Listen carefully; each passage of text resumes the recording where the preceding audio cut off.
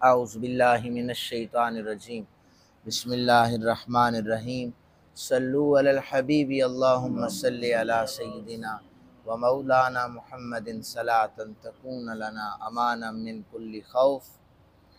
आयात लिखी हैं, मेरे साथ मिल के पढ़िए और आप थोड़ा अपनी रफ़्तार स्लो रखिएगा, मुझे पहले सुन लें।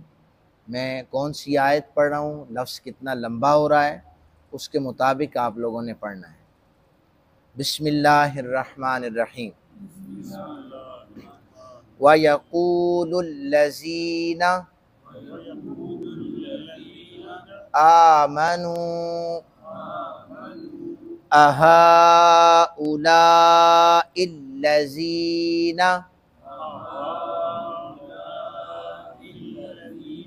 अक़समू बिल्लाहि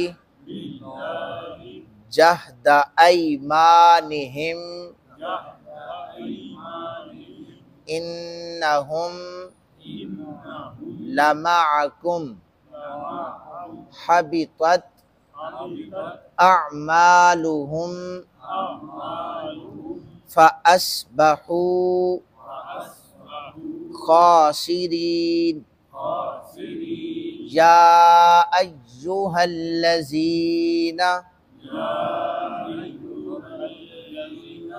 आमनू मन यर्तद्दा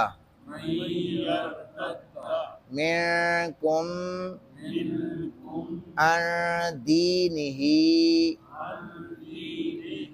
फसौफा यअतिल्लाहु बिक़ौमिन युहिब्बुहुम व युहिब्बूनहु अज़िल्लतिन अलल मुअमिनीना अइज़्ज़तिन अलल काफ़िरीन युजाहिदूना फ़ी सबीलिल्लाहि वला यख़ाफ़ूना लौमता लाइम ज़ालिका फ़द्लुल्लाहि युअतीहि मन यशा वल्लाहु वासिउन अलीम। सदक़ल्लाहुल अज़ीम। तर्जुमा समात फरमा लीजिए। अल्लाह वहदहु लम यज़ल इरशाद फरमाते हैं, और ईमान वाले ये कहें कि क्या ये वही हैं जिन्होंने अल्लाह की पक्की कसमें खाकर ये कहा था कि बेशक हम ज़रूर तुम्हारे साथ हैं। उनके सब अमल ज़ाया हो गए और वो नुकसान उठाने वाले हो गए।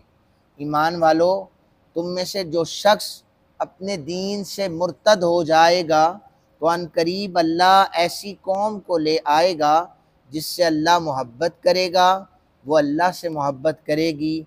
वो मोमिनों पर नरम होंगे और काफिरों पर सख्त होंगे। अल्लाह की राह में जिहाद करेंगे, किसी मुलामत करने वाले की मुलामत से नहीं डरेंगे।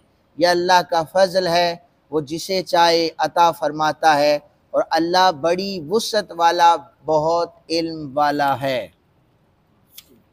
ये इन आयात का तर्जुमा है।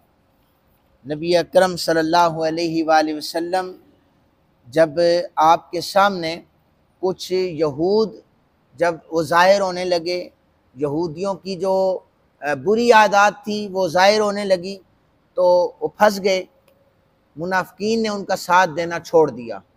कुरान ने कहा कि ये वही मुनाफिक हैं जो तुम्हारे लिए पक्की कसमें खाया करते थे, हम ये कर देंगे, वो वक्त आने पर इन्होंने तुम्हारा साथ छोड़ दिया। मुनाफिकीन का ये तर्ज, चाहे वो आज 2025 का मुनाफिक हो या 1500 साल पहले रसूल कायनात सल्लल्लाहु अलैहि वसल्लम की मजलिस में बैठने वाला हो, उसका तरीका वारदात ही यही होता है कि वो कसम खाकर आपकी हिमायत का, साथ का ऐलान देता है, वक्त आने पर वो आपकी सफ में खड़ा नहीं होता। नबी पाक सल्लल्लाहु अलैहि वसल्लम यहूद को ये कह रहे हैं कि तुम्हारे लिए इन मुनाफिकीन ने कसमें खाई थी, आज ये तुम्हारा साथ छोड़ रहे हैं। तुम बड़े अतराते थे ये हमारे साथ होंगे, पता नहीं हम कितने तीर मार लेंगे, लेकिन आज तुमने देख लिया है, बेशक तुम्हारे आमाल भी ज़ाया हो गए, इनके आमाल भी ज़ाया हो गए और ये नुकसान उठाने वालों में से हो गए। ईमान वालों, तुम में से जो शख्स अपने दीन से मुर्तद हो जाएगा तो अल्लाह ऐसी कौम को ले आएगा जो अल्लाह और अल्लाह के रसूल से मोहब्बत करते होंगे। इसका ज़रा सुन लीजिए, नबी अकरम सल्लल्लाहु अलैहि वसल्लम की जो आपका ज़माना मुबारक था, आपने जब ज़ाहिरी पर्दा फरमाया तो कुछ लोग मुर्तद हो गए, कुछ तो आपकी ज़ाहिरी हयात में मुर्तद हुए, कुछ आपके बाद मुर्तद हुए। और इसी तरह अल्लामा ज़मख़शरी रहमतुल्लाह ताला अलैह ने लिखा है, जिन लोगों ने नबी अकरम सल्लल्लाहु अलैहि वसल्लम के ज़माने में मुर्तद हुए थे, उन मुर्तदीन के 11 फ़िरके बन गए थे। कितने फ़िरके? 11 फ़िरके थे। 3 का जिक्र इस तफसीर मुबारक में है। एक शख्स उसवद अंसी, ये नाम आपने सुना होगा, इसने नबूवत का दावा किया था। ये कबीला बनु मुदलिज, ये नाम क्या है? मुदलिज नाम है, इसका रहने वाला था। इसने यमन में जाकर मुर्तद हो गया, तो यमन में जाकर नबूवत का दावा किया। ये इसने कई शहरों पर कब्जा जमा लिया था। वहां पर जो यमन में गवर्नर थे, आमिलीन थे, उन्हें इसने निकाल दिया था, चूंकि कब्जा इसका हो गया था। यमन के सरदारों ने रिसालत माब सल्लल्लाहु अलैहि वसल्लम को खुतूत लिखे थे कि इस शख्स ने आकर हमें निकाल दिया है और ये दीन के खिलाफ ऐलान बगावत कर रहा है। वहां पर यमन में, बहुत दूर है यमन, कई मीलों दूर है मदीना पाक से, तो नबी अकरम सल्लल्लाहु अलैहि वसल्लम के गुलाम फिरोज देलमी रदी अल्लाह ताला अन्हु उठे, उन्होंने इस कज़्ज़ाब को वासिले जहन्नुम कर दिया। इसने खत्म नबूवत का दावा कर दिया था। आपको इसमें मैं सबसे मजे की बात बताता चलूं, 2 चीजें मैं अर्ज करता हूं। यमन में फिरोज देलमी ने अभी कत्ल नहीं किया था, मदीना में रसूल कायनात सल्लल्लाहु अलैहि वसल्लम ने बैठकर अपने सहाबा से फरमाया, इस वक्त यमन में उसवद अंसी कत्ल होने लगा है। और उसी वक्त जब हुजूर सहाबा को बता रहे थे, फिरोज देलमी उसे वहां पर कत्ल कर चुके थे। मेरे नबी को इल्म गैब नहीं है, आप मुझे बताइए क्या है? हुजूर खबर दे रहे यमन की, ये क्या है? अच्छा, ये फिर आपको बड़ी खबर लग सकती है। हालांकि सोशल मीडिया तो नहीं था, लाइव टेलीकास्ट भी नहीं थी, ये बड़ी खबर हो सकती है, किसी की ज़हन में आ सकता है। यही मस्जिद नबी शरीफ का मिंबर था। मेरे और आपके आका सल्लल्लाहु अलैहि वसल्लम ने लंबी सांस ली, 3 दफा सांस ली। साहबा किराम ने अर्ज़ की, हुजूर ये लंबी सांस क्यों ले रहे? तब मेरे आका करीम सल्लल्लाहु अलैहि वसल्लम ने फरमाया था, मुझे यमन में एक शहर है, करन उसे कहते हैं, वहां पर मेरा एक दीवाना वैसे करनी बैठा हुआ है, वहां पर वो अल्लाह का जिक्र कर रहा है, अल्लाह के जिक्र की तजल्ली उसके दिल पे पड़ी है। मैं मदीने में बैठकर उसके दिल की खुशबू को महसूस कर रहा हूं। ये नहीं है इल्म गैब। हमें हुजूर के इल्म के हवाले से सोचना चाहिए कि वो नबी थे, अफजलुल बशर थे, बेमिसलो बेमिसाल बशर थे। हम में से कोई उनके कदमों की खाक के बराबर भी नहीं हो सकता।